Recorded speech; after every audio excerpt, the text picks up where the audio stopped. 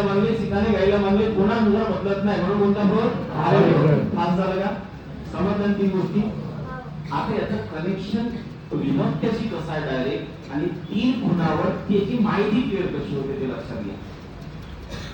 कर्तरी प्रयोगामध्ये कर्ता प्रथमेश असतो.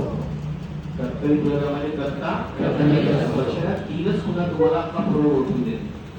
कर्तरी प्रयोगात कर्ता प्रथमेश असतो म्हणजे कर्त्याला प्रत्यय नसतो, आणि कर्मणी प्रयोगामध्ये कर्मणी प्रयोगामध्ये कर्मा प्रथम येत असतो म्हणजे कर्माला प्रत्यय नसतो. कर्माला प्रत्यय नसते. आणि भावी प्रयोगामध्ये दोघालाही प्रत्यय असतो आणि क्रियापद एक असते. जे लांबलचक पाठवायची गरज नाही, दोघे पुरुषी नवसर वेगळे एकवचनी एकांची गरज नाही. भावी प्रयोगामध्ये दोघांनाही प्रत्यय असतो आणि क्रियापद एक असते. कशी असते? एक असते. क्लिअर आहे? तीन पुन्हा तुम्हाला प्रयोग ओळखतात. आता बेसिकली समजा प्रयोग जर जर असेल तर फर्स्ट टाइम. अरे तुम्ही नाही आले का?